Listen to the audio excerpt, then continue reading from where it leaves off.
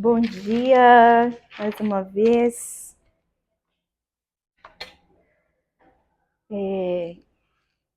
Desde o início, né, nós estamos exagerando o que nós vamos falar e nos aprofundar agora na palavra. E é um tema, né, central do cristianismo. É o tema mais importante para nós cristãos. Falar de regeneração é falar de redenção, é falar de salvação, é falar de novo nascimento, é falar de cruz. E o dia mais importante da sua vida foi o dia que você nasceu, né? Por isso que comemoramos tanto os aniversários.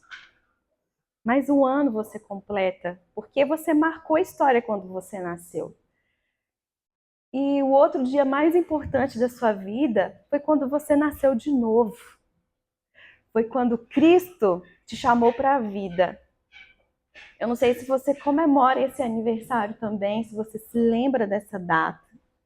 Mas eu lembro exatamente do dia, do ano, até do horário que ele chamou pelo meu nome. Porque quando ele chama, nós escutamos. Eu estou assistindo aquela série The Chosen, e as partes favoritas é quando Jesus ele encontra, né, os discípulos e chama pelo nome. Quando ele chama cada um, é tão irresistível quando a gente escuta a voz do mestre chamando. E o olhar dele se adentra ao seu interior. Então, falar da doutrina da regeneração é falar do seu novo nascimento. É falar da cruz. É falar da salvação. Se você não se lembra desse dia, peça ao Espírito para te trazer essas memórias. Teve um dia que ele te chamou e você está aqui só por isso. Pela obra dele no seu coração. Não porque você é bom, porque você é esperto, é inteligente. Você só está aqui por causa dele, porque um dia ele te chamou. E é na cruz que todo cristão se encontra com o real. O real evangelho, o real Cristo e o real eu. É na cruz que nós encontramos o real. Por quê? Existe o Cristo que não é real? Existe. O Cristo que podemos imaginar, que podemos projetar. Existe o evangelho que não é real? Existe. E existe o eu que não é real? Existe. E esse é o mais perigoso. Então, é na cruz que nós encontramos o real, de quem Cristo é. O verdadeiro evangelho e o verdadeiro eu. É na cruz. A cruz é algo que precisa estar estampado dentro do coração de um cristão. É algo que você precisa trazer à memória todos os dias. A cruz. Por isso que eu fiz a tatuagem da cruz, para eu nunca, nenhum dos meus dias, esquecer. Vamos lá em Romanos 3, eu vou ler alguns versículos, alguns capítulos. Obrigada.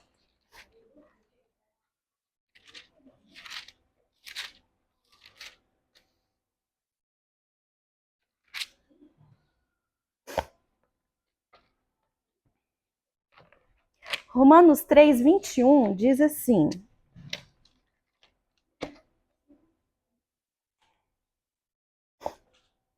mas agora, sem lei, se manifestou a justiça de Deus, testemunhada pela lei e pelos profetas. Justiça de Deus mediante a fé em Jesus Cristo, para todos e sobre todos os que creem, porque não há distinção, pois todos pecaram e carecem da glória de Deus, sendo justificados gratuitamente por sua graça, mediante a redenção que há em Cristo Jesus.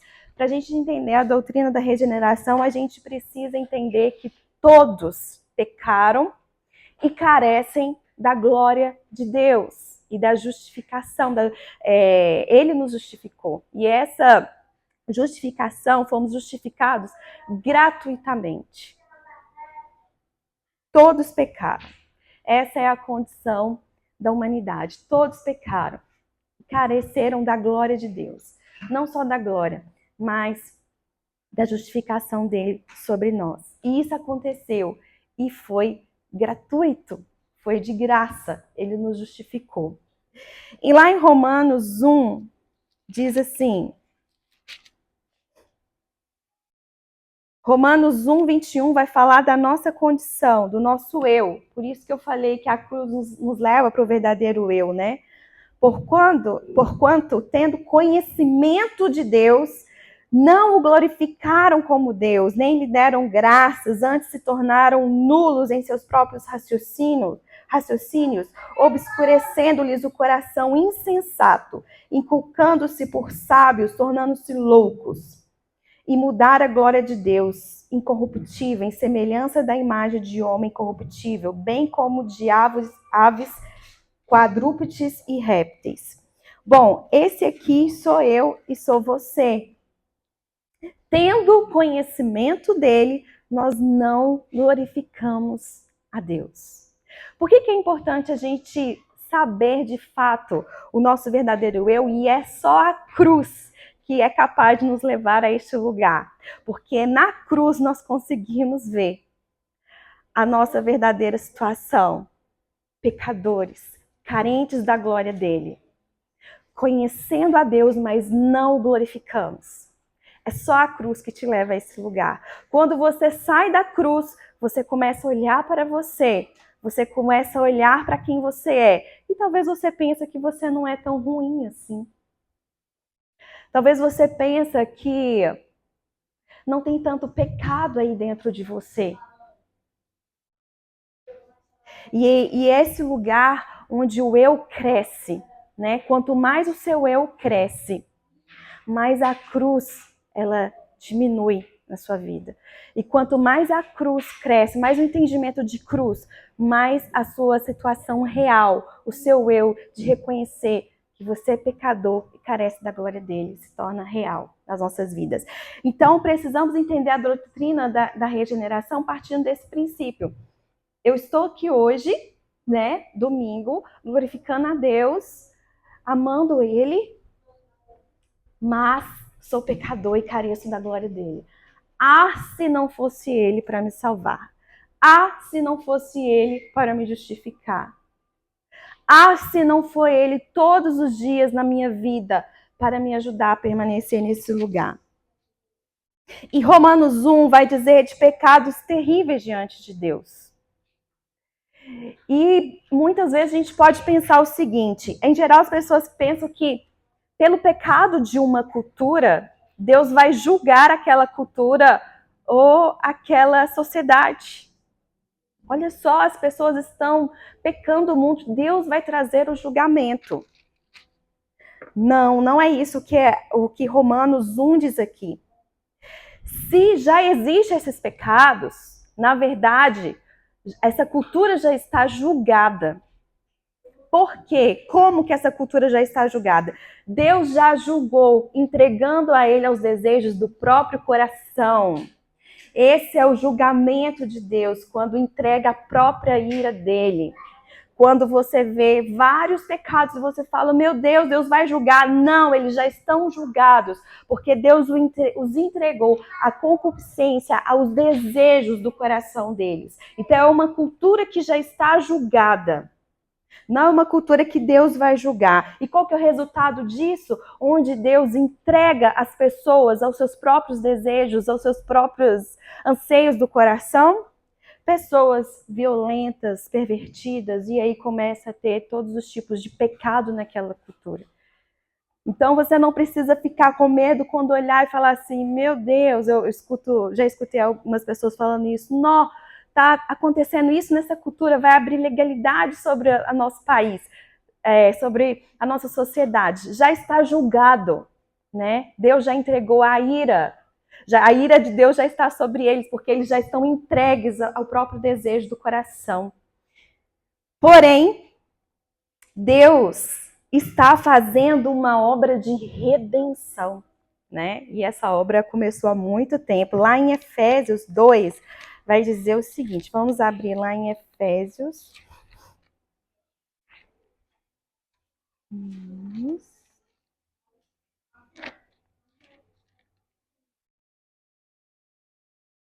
Efésios 2.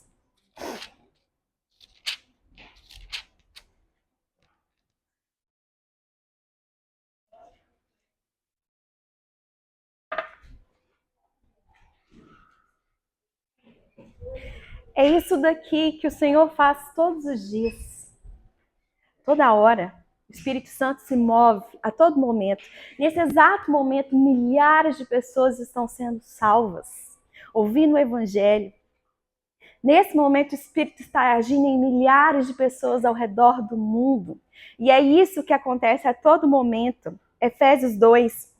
Ele vos deu vida, estando vós mortos nos vossos delitos e pecados, nos quais andastes outra hora, segundo o curso deste mundo, segundo o príncipe da potestade do ar, do espírito que agora atua nos filhos da desobediência, entre os quais também todos nós andamos outra hora, segundo as inclinações da nossa carne, fazendo a vontade da carne e dos pensamentos. E éramos, por natureza, filhos da ira, como também os demais. Mas Deus, sendo rico em misericórdia, por causa do grande amor em que nos amou, e estando nós mortos em nossos delitos, nos deu vida juntamente com Cristo. Pela graça sois salvos. E juntamente com Ele nos ressuscitou e nos fez assentar nos lugares celestiais em Cristo Jesus, para mostrar nos séculos vindouros a suprema riqueza da sua graça, em bondade para conosco em Cristo Jesus. Porque pela graça sois salvos, mediante a fé, e isso não vem de vós, é dom de Deus, não de obras para que ninguém se glorie, pois somos feituras dele, criados em Cristo Jesus para boas obras, as quais Deus de antemão preparou para que andássemos nelas. Essa salvação pela graça está acontecendo a todo momento. A todo momento o Senhor está resgatando mortos em seus delitos e pecados e trazendo para a vida. Por isso que eu gosto muito daquela árvore que representa, né, esse momento do novo nascimento, uma árvore que está morta e em um determinado momento ela começa a ter o quê? Vida. Porque era desse jeito que nós estávamos, mortos em nossos delitos e pecados e entregues às nossas concupiscências. Não acho que você é melhor, não acho que você é mais santo. Se você olhar para as pessoas que estão lá e falando assim, as pessoas estão sendo entregues ao desejo do coração delas e eu não estou. Você estava naquele lugar e o Senhor te chamou para a vida. Você estava morto e Ele te deu vida. E Ele fez isso tudo pela graça. Não é mérito seu. Não é porque você é santo demais, não é porque você vem à igreja, não é porque você lê a Bíblia, não é porque você jejua. O mérito é dele, foi pela graça que ele te chamou e te deu vida. Então, essa redenção está acontecendo a todo momento. Esses dias eu vi um Reels bem bacana, o David compartilhou aquele filme Paixão de Cristo.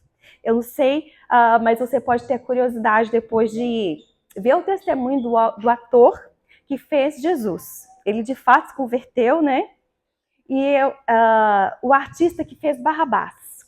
Não sei se vocês viram isso. O artista que fez Barrabás, ele não queria ser Barrabás. Ele falou assim, poxa, você logo Barrabás, né? Preso, pecador que está ali. E o artista que fez Jesus, ele de fato teve um encontro com Jesus no filme, né? Fazendo as cenas, ele chegou a fazer vários jejuns, chegou a orar por cada cena. E eu não sei se você se lembra, na cena onde vem Barrabás e Jesus e Pilatos está ali, o olhar de Jesus para Barrabás. Quando Barrabás chega, né, todo alegre para ser solto, e ele vê o olhar de Jesus, e na mesma hora o sorriso dele, né, perde sentido. E esse artista fala que naquele momento que ele viu o olhar do Jim, né, que é o autor, era a mesma coisa, ele estava vendo o olhar de Jesus e ele teve um encontro com Jesus ali E ele falou assim, Jesus quis me salvar nessa cena, eu tinha que ser Barrabás. E ele se converte, escreve um livro de Barrabás a Jesus. Então, essa redenção está acontecendo a todo momento. Existe uma obra de redenção. Ele está nos chamando para a vida, para a vida, para a vida. Então, somos justificados. O amor dele para conosco não é fundamentado, então, pelas nossas obras, mas apenas pela obra consumada de Cristo. Isso é muito importante a gente entender. Existe uma discussão aí, uma brincadeira que a gente fica discutindo, que também, crente perde a salvação? Não perde a salvação? Não, mas se não perder a salvação, aí ele vai pecar. Isso é muito importante a gente entender. O que é que ele quer salvo? O que é que tem um novo nascimento? O que ele quer regenerado? Ele só quer uma coisa. Ele quer Jesus. Se ele perde a salvação, se ele não perde a salvação, ele não está preocupado com isso, ele quer Jesus. Mas uma vez salvo, salvo para sempre, ele vai pecar. Se está salvo, minha filha, ele quer Jesus. Ele não quer outra coisa, não. Não preocupa com isso, porque o regenerado, o que nasceu de novo, ele tem um alvo. Ele quer Jesus. Não pensa que ele está regenerado e está assim, nossa, que bom que foi de graça, agora eu vou pecar até. Esse não é o pensamento de uma pessoa que foi regenerada, que passou pelo novo nascimento. E aí eu vou dar um exemplo bem prático. A gente está estudando um livro muito bom, inclusive, do Paul Washer, e ele traz esse exemplo, vamos supor, numa sala de aula, né, onde tem um professor, e vão vir dois grupos de alunos, um grupo que está estudando para matemática e um grupo que está estudando para física. Eles vão ter que fazer uma prova muito difícil, e eles têm que tirar 10. E aí os alunos sentam em roda e o professor vira para eles e fala assim, então, é hoje a prova de vocês, onde vocês precisam tirar 10. Tanto o grupo de física quanto o grupo de matemática, vocês precisam tirar 10. E eles estão super ansiosos para a prova, porque eles precisam daquela nota. Mas aí o professor vira e fala assim, olha, mas é o seguinte, vocês não vão precisar fazer a prova, todo mundo já vai ter 10. Mesmo sem fazer a prova. Eu já vou, inclusive, dar 10 para todo mundo aqui, ó. 10, 10, 10, 10. Acabou, podem ir. E aí o grupo da física fala assim, o quê? Então quer dizer que eu posso estudar sem ter medo de errar? Eu posso estudar sem ter medo de não tirar um 10? E o professor falou, sim, você já tem 10 em tudo. E aquele grupo da física pega os livros, começa a beijar os livros e começa a agradecer e fala, nossa, muito obrigado, muito obrigado. E aquele grupinho sai dali e fala assim, bora estudar, gente, bora estudar mais. Fiquei mais empolgado para estudar, porque agora a gente pode estudar sem ter medo de errar. E aí fica o grupinho da matemática.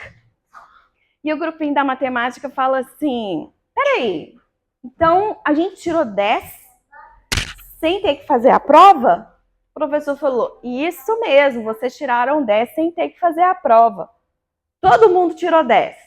Sim, todo mundo tirou 10. E aí eles começam a comemorar também, começam a ficar super eufóricos, pegam os livros deles e jogam no lixo. E falam, nunca mais a gente precisa estudar. Nunca mais. Acabou, nunca mais eu preciso estudar, porque eu tirei meu 10. Acabou. Esse aqui é um exemplo clássico do regenerado e o não regenerado para entender a graça dele. A salvação pela graça, né? Então, o salvo vai olhar e vai falar assim, foi de graça, não vou pecar demais agora. Não, sabe por quê? O que aconteceu com ele? Efésios 2 aconteceu com ele. Ele estava morto nos seus delitos e pecados e Deus o ressuscitou para a vida. Então os olhos do entendimento dele se abrem. Ele consegue entender o que é pecado, o que é queda, o que é Jesus, o que é vida eterna, o que é Satanás. Ele entende tudo porque Deus soprou vida ali dentro dele. Agora, quem está morto nos seus pecados, escuta uma coisa dessa, vai ser o grupinho da matemática. Uau! Então eu vou pecar bastante. Vou continuar vivendo a minha vida do jeito que ela tá, porque aqui tá muito bom. E já que é de graça, já que ele já pagou tudo, eu vou continuar aqui. Qual que é a diferença? Que essa pessoa não teve ainda os olhos do entendimento dela iluminados. Ela ainda não ouviu a voz do mestre. E essa aqui é a grande diferença. Outra coisa interessante é que só existem duas religiões no mundo. Só duas religiões. A religião das obras e a religião da graça. Se a gente perguntar para um judeu, quando você morrer, para onde você vai? E por que você vai para lá? E o judeu vai falar assim, quando eu morrer, eu vou para o paraíso. E por que eu vou para lá? Porque eu obedeci a Torá, obedeci a Deus, eu amei a lei de Deus, eu vou para o paraíso. E aí a gente pergunta o muçulmano, por que você vai, ou quando você morrer, para onde você vai? E o muçulmano vai falar assim, quando eu morrer, eu vou para o paraíso, porque eu amei o Alcorão, eu fui obediente, eu fiz todas as peregrinações, então eu vou para lá. E quando se pergunta um cristão, um verdadeiro cristão, quando você morrer, para onde você vai e por quê? E o cristão fala assim, eu vou para o céu. Mas em pecado me concebeu minha mãe. Tudo em mim era iniquidade. E aí a pessoa fala assim, não, parei. Eu entendi que o judeu vai porque ele amou a lei de Deus. E ele amou a Torá. E obedeceu. O muçulmano vai porque ele amou o Alcorão. Ele fez as peregrinações. Eu estou te perguntando por que você vai. Você está me dizendo que você é um pecador, em pecado concebeu sua mãe. Eu não estou entendendo. Aí o cristão fala assim, entendi. Você quer saber sobre o mérito de eu ir para o céu, né? Então eu vou te falar. Eu estou indo baseado na virtude e no mérito de outro, de Jesus Cristo. Não é meu. Gente, o cristianismo é a única religião que existe isso. Por isso que existem duas religiões. Ou é das obras, ou é da graça.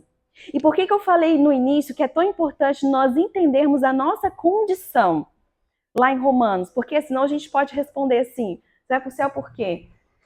Porque Jesus me encontrou e a partir daí fui um crente fiel, crente que ora, que jejua, que vai na igreja, faço vigília, amo a Ele de todo o coração.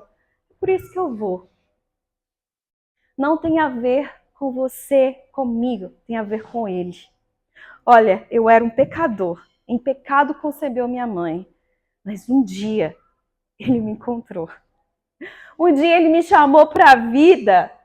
E se um dia eu vou estar lá, é por mérito dele. Eu não tenho nada a ver com isso. Foi mérito dele. Foi ele que me chamou para a luz. Foi ele que me salvou. Foi ele. O mérito e a virtude é dele. E por que o cristianismo hoje ele é tão difícil das pessoas aceitarem, né? Porque a religião da graça exige que o homem se humilhe e reconheça que ele não está em cena. Que tem apenas um, que deve receber toda a honra, toda a glória e todo o louvor. Somente um é digno de toda a honra, toda a glória, todo o reconhecimento e todo o louvor. A religião da graça te faz humilhar, reconhecer a sua natureza e fala assim, quem sou eu? Quem sou eu? Eu me humilho, eu desço aos pés. Porque toda a honra e toda a glória é sua, Jesus. É sua. Você consegue se imaginar chegando no céu agora, encontrar com Jesus? A sua mente humana consegue? Você consegue se achar digno para olhar para Jesus? Eu sempre me pego pensando nisso, né? Não tem jeito.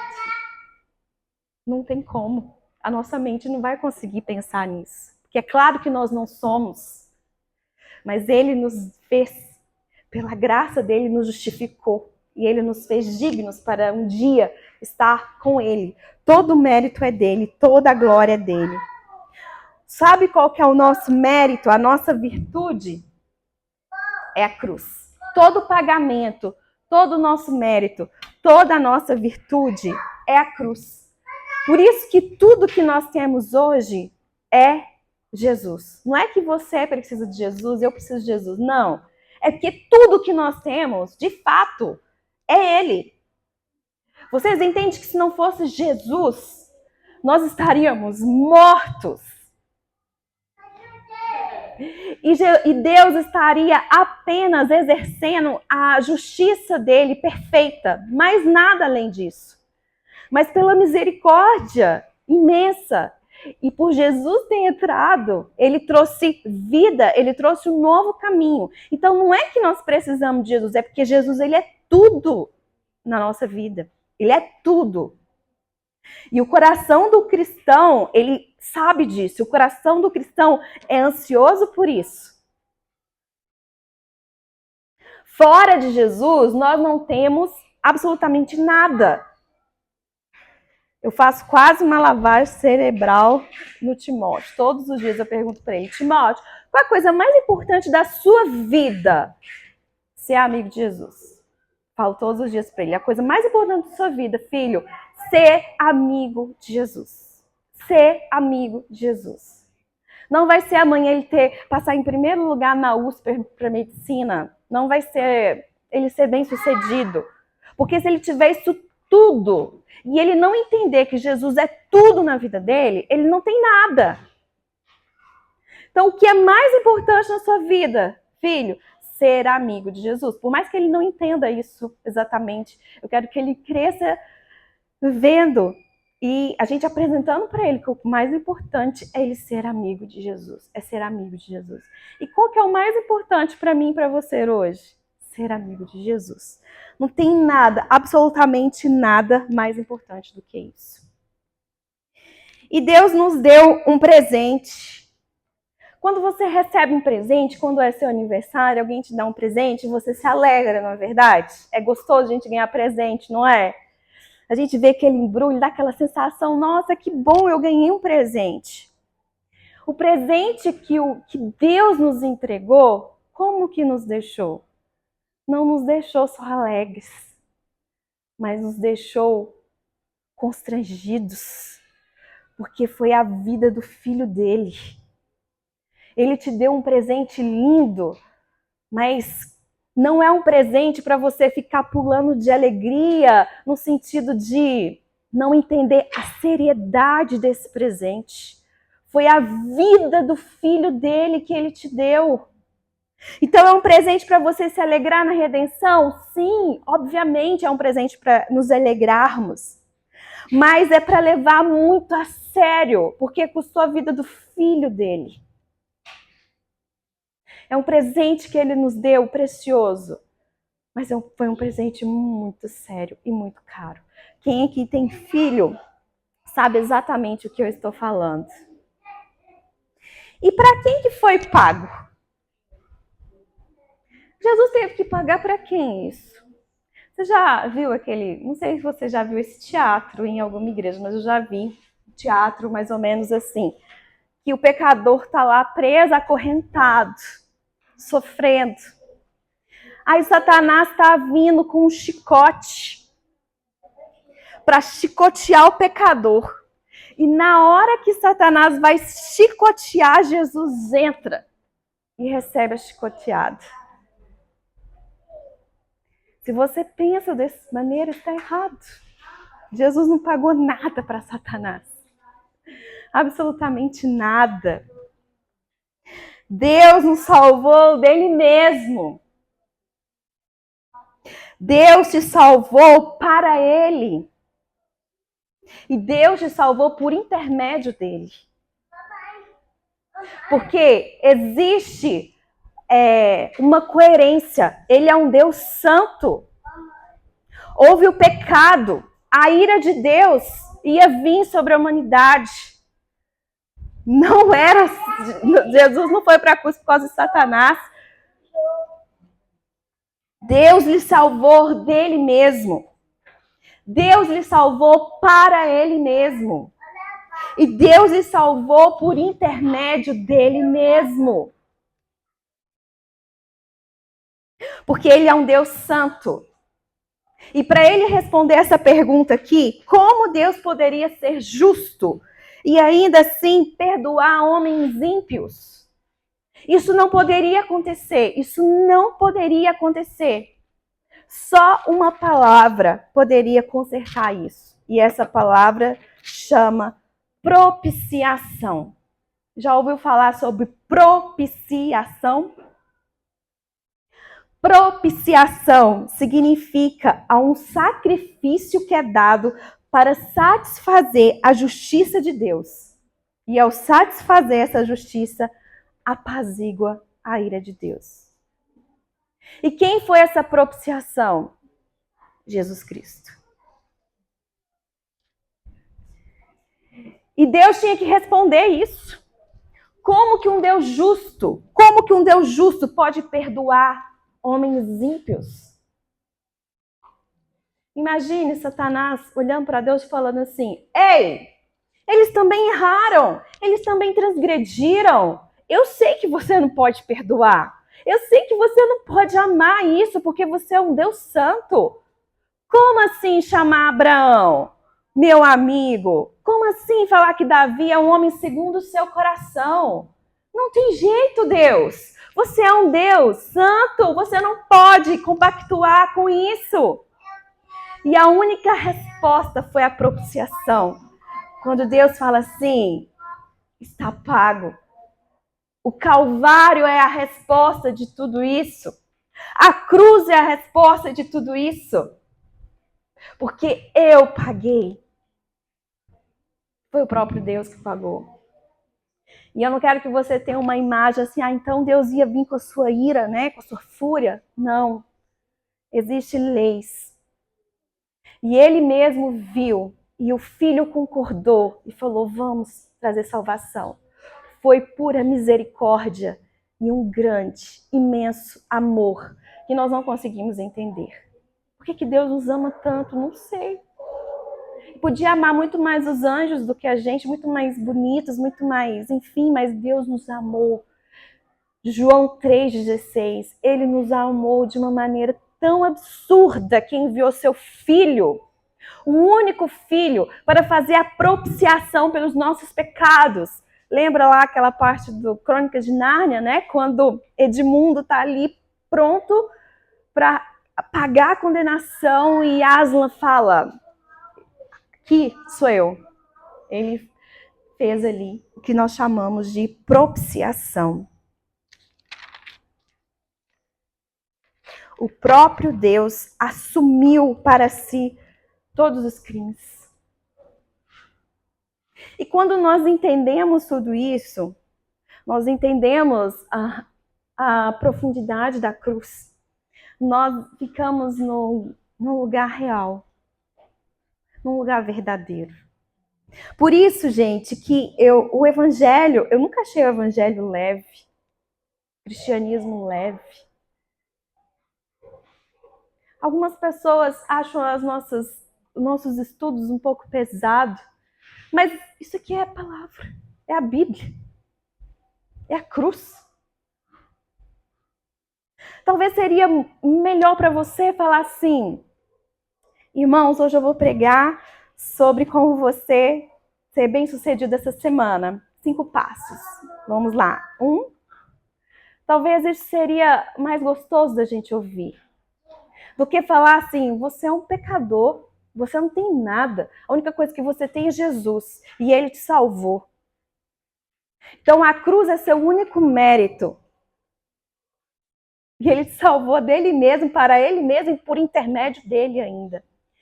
Então, eu nunca achei o evangelho leve, porque o evangelho fala de um Deus que morre numa cruz e escolhe 12, que os 12 são martirizados. e que entregam tudo. E a igreja começa a crescer, e começa a crescer nos 4 cantos do mundo. Entrega, dá a vida.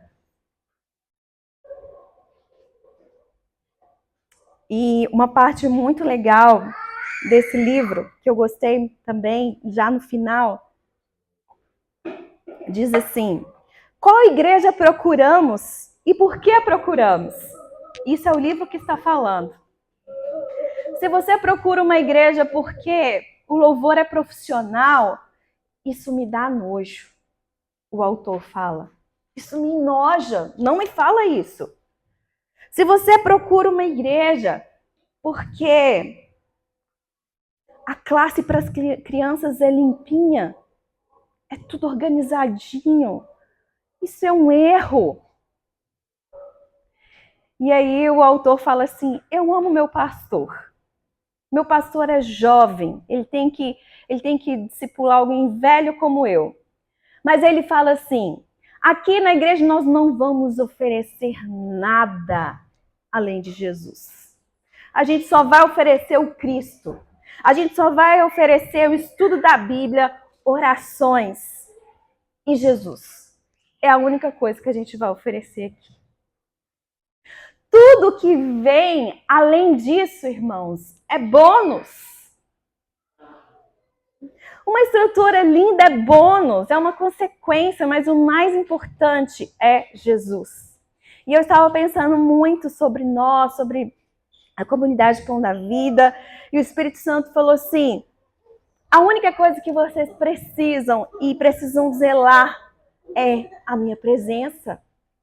Só isso. Vocês precisam zelar pela minha presença, vocês precisam de mim. Tudo fora isso vai ser consequência, vai ser segundo plano, vai ser bônus. O que as pessoas precisam é me encontrar, sou eu. Precisamos ser uma igreja onde Jesus é a centralidade, onde a palavra é a centralidade. Mais nada. Porque se de fato Jesus é o centro ali, tudo se movimenta, tudo acontece. Precisamos da presença. Eu queria ler Isaías 53.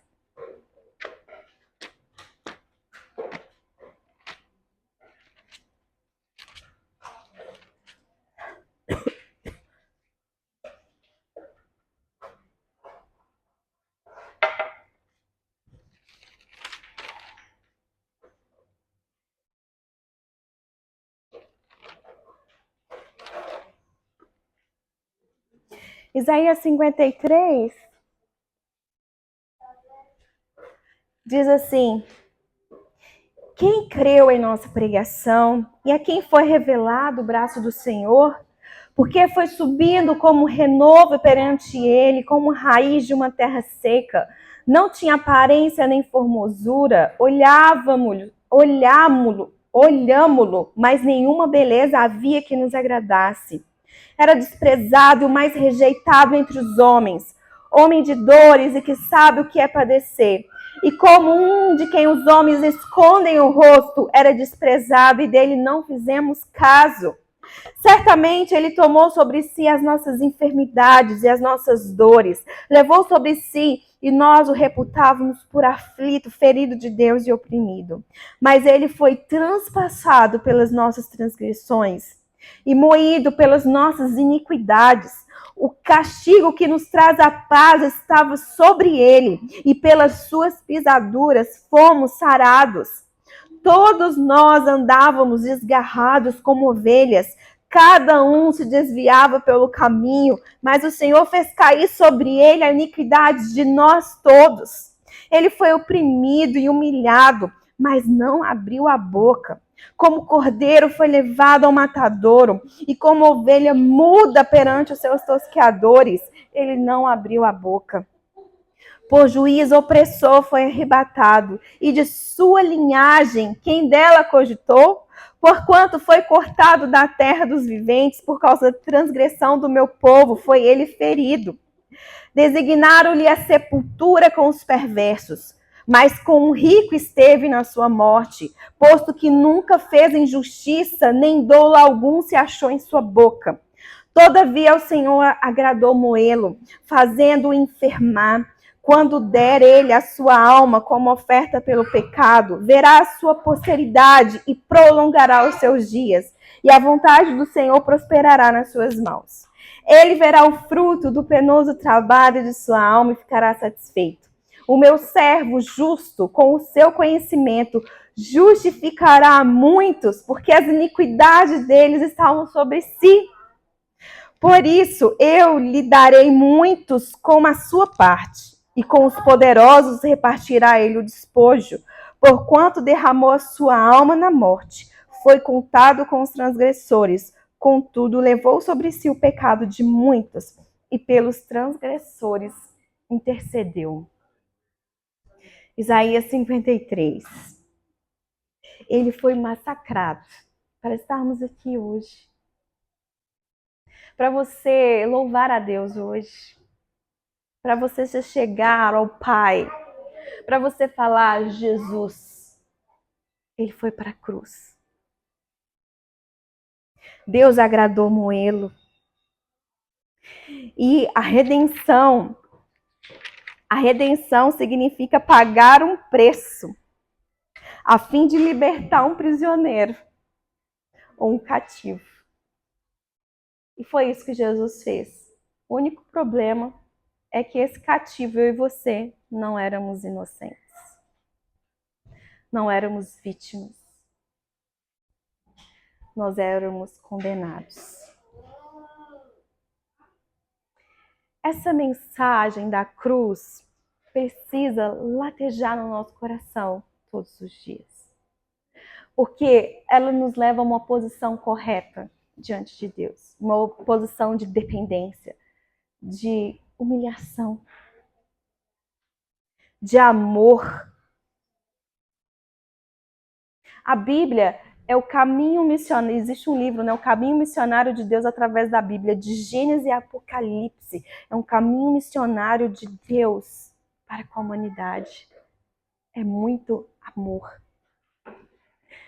Sendo constrangidos por esse amor, sendo constrangidos por essa graça, o que nos resta é nos render a Ele. Nessa manhã, eu gostaria que ceássemos juntos. Eu acho que vai ser um momento propício para compartilharmos do pão, do vinho, juntos, trazendo à memória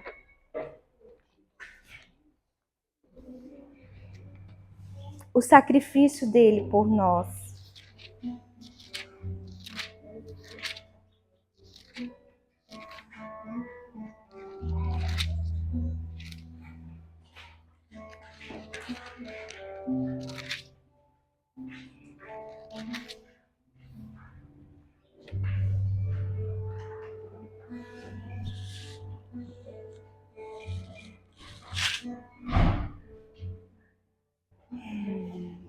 A graça é algo que nos constrange. E a única coisa que o Senhor espera é um coração rendido, porque a única coisa que nos resta mediante essa graça é cair de joelhos perante Ele. Não nos resta mais nada. Quando nos deparamos com tamanha graça, o que nos resta é cair de joelhos diante dele e falar: Pai, somos dependentes. Jesus, somos dependentes. Não é por mérito meu, Jesus. Não é por virtudes minhas. É o seu mérito. A glória é sua, Jesus. A honra é sua. O louvor é seu. Não sou eu. O Senhor é tudo que eu tenho.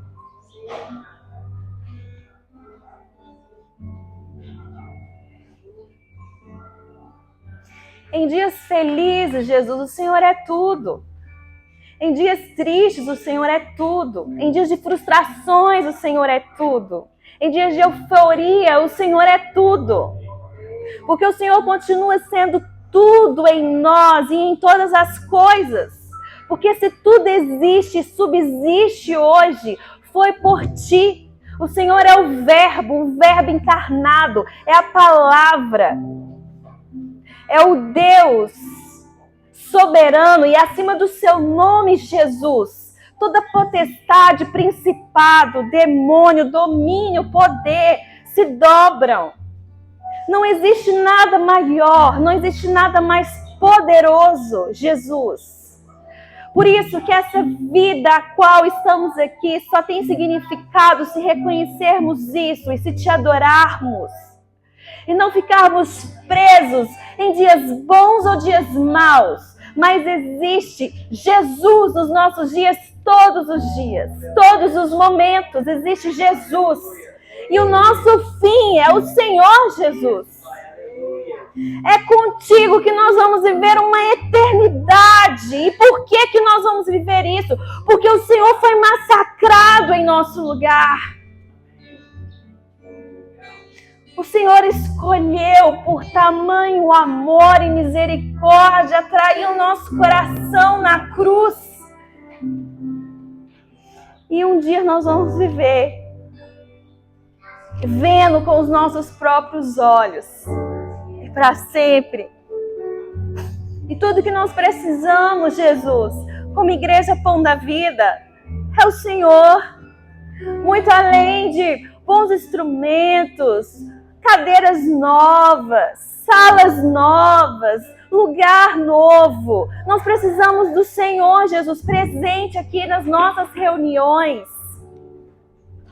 Nós precisamos exalar o Senhor através das palavras, através do nosso comportamento, através do partir do nosso pão. Jesus, nós precisamos manifestar o Senhor. Não manifestar um profissionalismo, não manifestar boas obras. Nós precisamos manifestar Jesus. Porque a única forma das pessoas saírem desse lugar onde a ira de Deus é manifesta é quando o Senhor tira, quando o Senhor chama para a vida. E o Senhor está fazendo essa obra de redenção. O Senhor tem chamado e nós queremos ser cooperadores do Senhor para essa obra de regeneração que não para, são todos os dias, é dia a dia. Então nós precisamos falar mais de Jesus, apresentar mais a Jesus, orar para Jesus, pregar sobre Jesus, sobre o Cristo ressurreto. E nós queremos isso, Jesus. Nós queremos isso, Pai.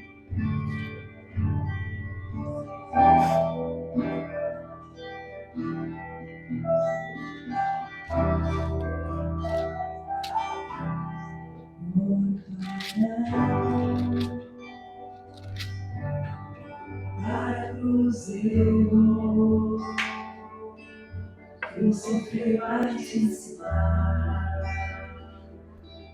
sua obra vou cantar, meu Salvador, na cruz mostrou o amor do Pai, o justo Deus.